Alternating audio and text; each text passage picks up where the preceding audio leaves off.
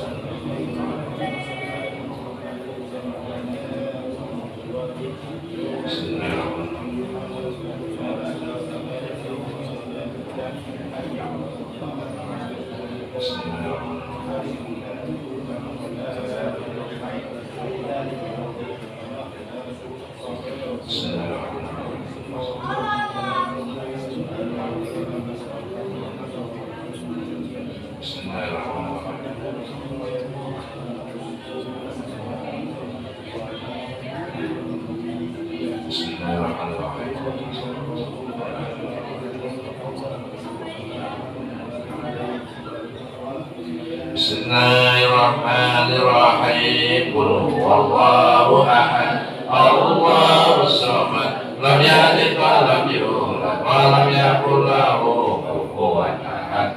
Bismillahirrahmanirrahim. Qul huwallahu ahad, Allahus samad, lam yalid wa lam yulad wa lam yakul lahu kufuwan ahad. Bismillahirrahmanirrahim.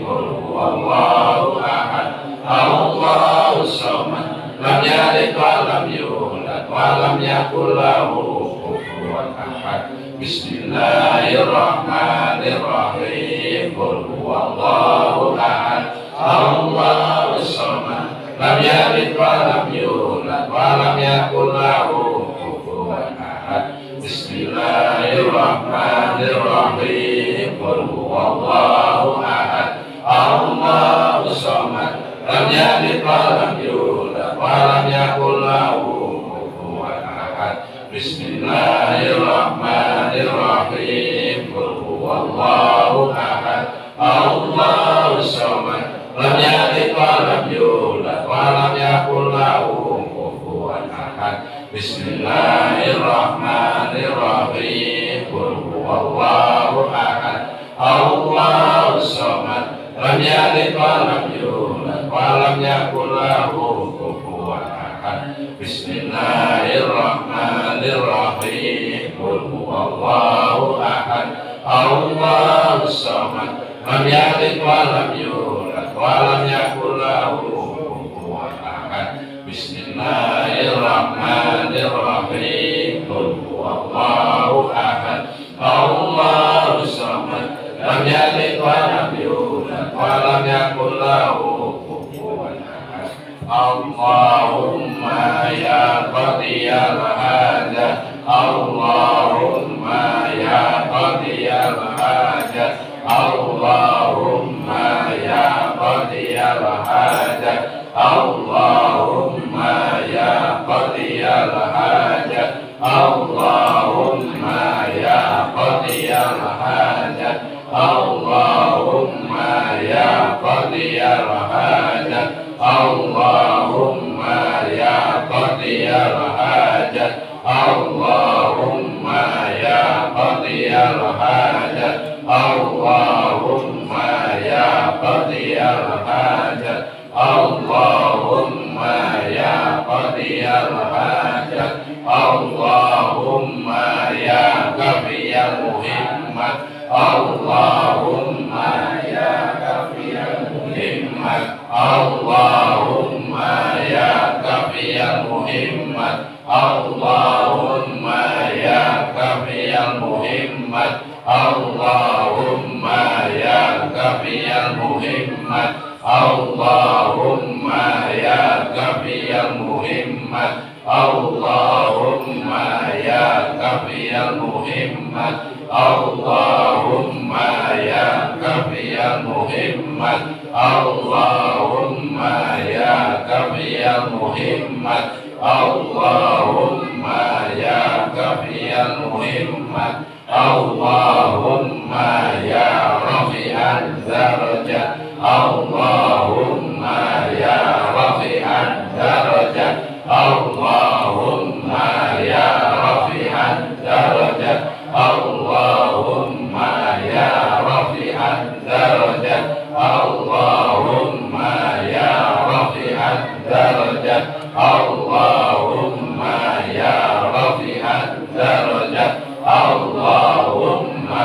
ya rafi'an darajat, Allahumma ya rafi'an darajat, Allahumma ya rafi'an darajat, Allahumma ya rafi'an darajat, Allahumma ya rafi'al waliyat, Allahumma ya rafi'al waliyat, Allahumma ya rafi'al waliyat, Allahumma ya rafi'al waliyat, Allahumma ya rafi'al waliyat, Allahumma ya rafi'al waliyat, Allahumma ya rafi'al waliyat, Allahumma ya rafi'al waliyat, Allahumma ya rafi'al waliyat, Allahumma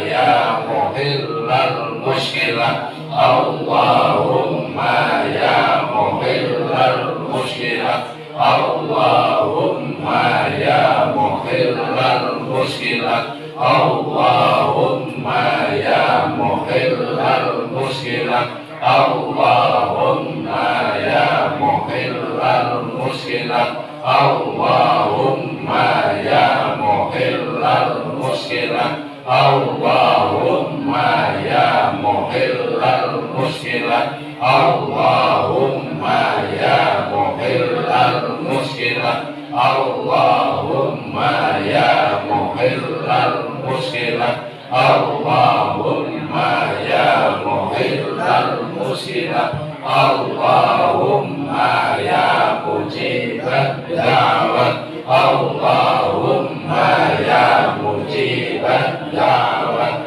Allahumma ya mujibad da'wat, Allahumma ya mujibad da'wat, Allahumma ya mujibad da'wat, Allahumma ya mujibad da'wat, Allahumma ya mujibad da'wat, Allahumma ya mujibad da'wat, Allahumma ya syafiyal amrat, Allahumma ya syafiyal amrat, Allahumma ya syafiyal amrat, Allahumma ya syafiyal amrat, Allahumma ya syafiyal amrat, Allahumma ya syafiyal amrat, Allahumma ya syafiyal amrat,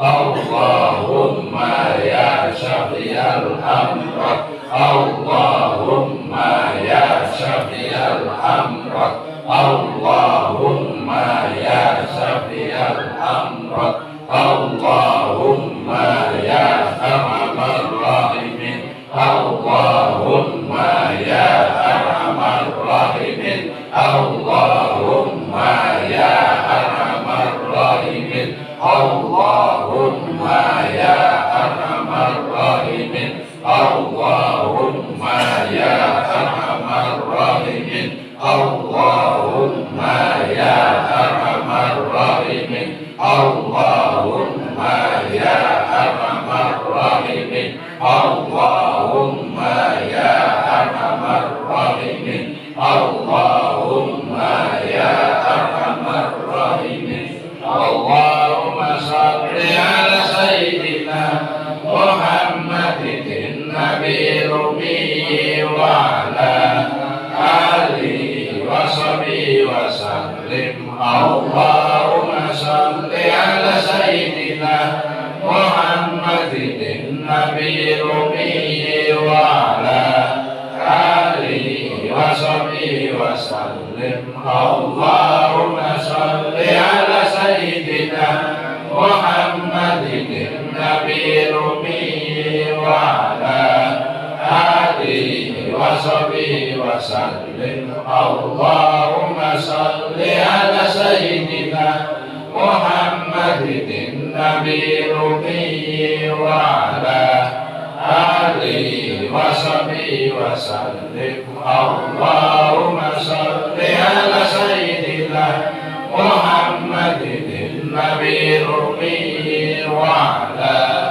alihi wa sahbihi wa sallim. Allahumma salli ala sayyidina Muhammadin nabiyil ummi wa ala alihi wa sahbihi wa sallim. Allahumma salli ala sayyidina Muhammadin nabiyil ummi wa ala alihi wa sahbihi wa sallim. Allahumma salli ala sayyidina Muhammadin nabiyil ummi wa ala alihi wa sahbihi wa sallim. Allahumma salli ala sayyidina Muhammadin nabiyil ummi wa ala alihi wa sahbihi wa sallim. Al-Fatihah. Imam Khawajikan radhiyallahu anhu. Al-Fatihah.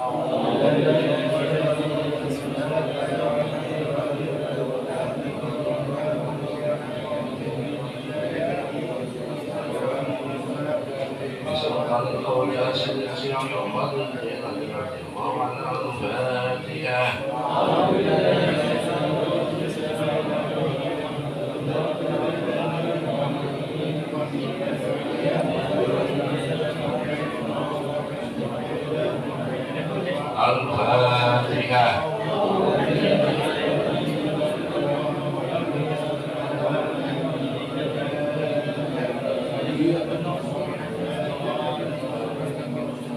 Allahumma salli ala sayyidina Muhammadin nabiyil ummi wa ala alihi wa sahbihi wa sallim. Allahumma salli ala sayyidina Muhammadin nabiyil ummi wa ala alihi wa sahbihi wa sallim. Allahumma salli ala sayyidina Muhammadin nabiyil ummi wa ala alihi wa sahbihi wa sallim. Allahumma salli ala sayyidina Muhammadin nabiyil ummi wa ala alihi wa sahbihi wa sallim. Allahumma salli ala sayyidina Muhammadin nabiyil ummi wa ala alihi wa sahbihi wa sallim. Allahumma salli ala sayyidina Muhammadin nabiyil ummi wa ala alihi wa sahbihi wa sallim. Allahumma salli ala sayyidina Muhammadin nabiyil ummi wa ala alihi wa sahbihi wa sallim. Allahumma salli ala sayyidina Muhammadin nabiyil ummi wa ala alihi wa sahbihi wa sallim. Allahumma salli ala sayyidina Muhammadin nabiyil ummi wa ala alihi wa sahbihi wa sallim. Allahumma salli ala sayyidina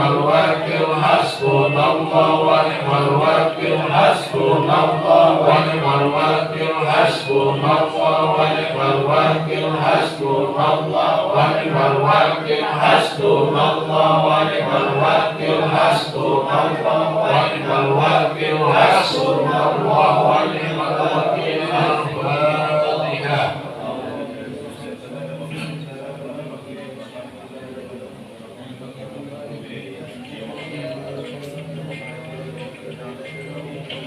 Al-Fatihah.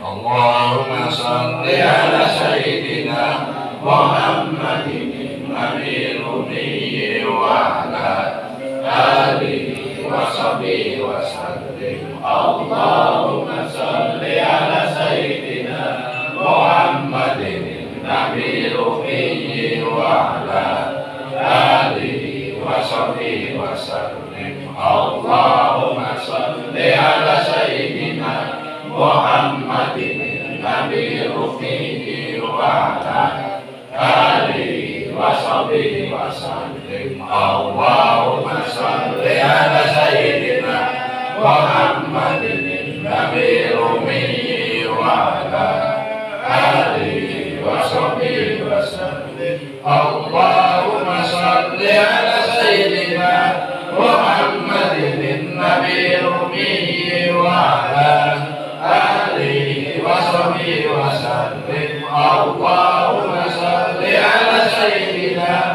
Muhammadin nabiyil ummi wa ala alihi wa sahbihi wa sallim. Allahumma salli ala sayyidina Muhammadin nabiyil ummi wa ala alihi wa sahbihi wa sallim. Allahumma salli ala sayyidina Muhammadin nabiyil ummi wa ala alihi wa sahbihi wa sallim. Allahumma salli ala sayyidina Muhammadin nabiyil ummi wa ala alihi wa sahbihi wa sallim.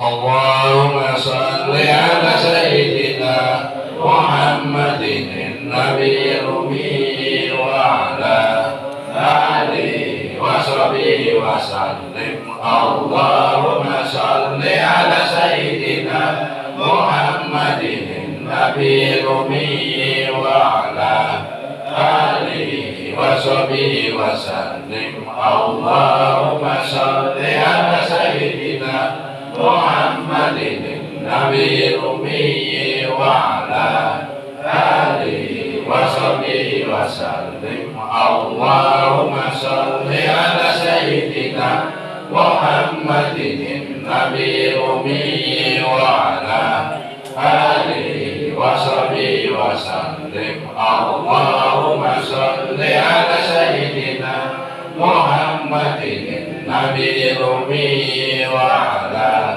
alihi wa sahbihi wa sallim. Allahumma salli ala sayyidina Muhammadin nabiyil ummi wa ala alihi wa sahbihi wa sallim. Allahumma salli ala sayyidina Muhammadin nabiyil ummi wa ala alihi wa sahbihi wa sallim. Allahumma salli ala sayyidina Muhammadin nabiyil ummi wa ala alihi wa sahbihi wa sallim. Allahumma salli ala sayyidina Muhammadin nabiyil ummi wa ala alihi wa sahbihi wa sallim. Allahumma salli ala sayyidina Muhammadin Nabi Ummi wa ala alihi wa sahbihi wa sallim. Mahallul istighfar, tempat kita menghadirkan diri kita di hadapan Allah Subhanahu wa taala, atau dengan kata lain kita bertawajuh, berhadap-hadapan face to face dengan Allah Subhanahu wa taala. Tentu saja kita sebagai makhluknya harus merasa hina, harus merasa kecil, harus merasa kurang, banyak dosa, banyak noda, dan kita mengharapkan kepada Allah Subhanahu wa taala yang Maha Besar, yang Maha Rahman, yang Maha Ghaffar, hendaknya mengampuni dosa-dosa kita, baik yang sudah maupun yang kemudian, dosa-dosa kita yang sengaja maupun yang tidak disengaja, dosa-dosa kita yang terang-terangan maupun yang tersembunyi. Hendaknya semua dosa-dosa kita diampuni oleh Allah Subhanahu wa taala. Allahumma amin.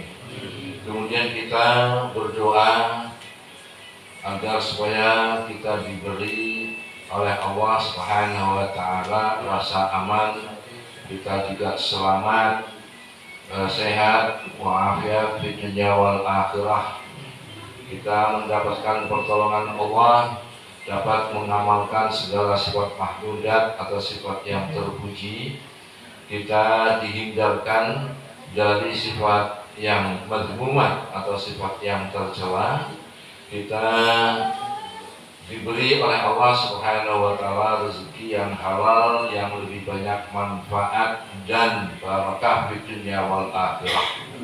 Semoga diri kita, keluarga kita, dan anak turun kita dapat istiqamah dalam bertakwa kepada Allah dan meninggalkan maksiat Allah, istiqamah dalam mengamalkan tarekat Qadiriyah wa Naqsabandiyah, istiqamah dalam mengamalkan syariat Rasulullah sallallahu alaihi wasallam, sehingga dapat husnul khatimah, iman Islam ala qauli la ilaha illallah.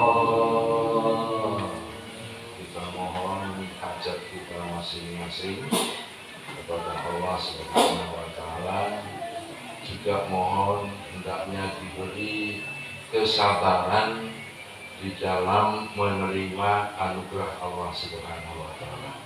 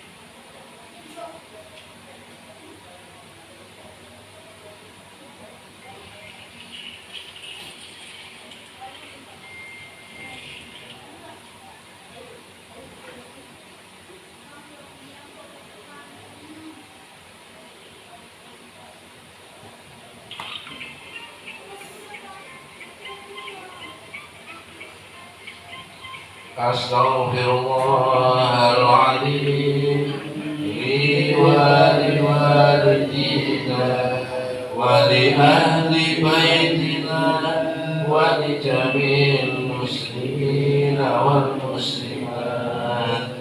Aminna ala dinil Islam wal iman ya Allah ya Dzal Jalali wal Ikram. Syafati khalil anam, a'tina mahabbataka wa ma'rifatan ya al-Fatihah.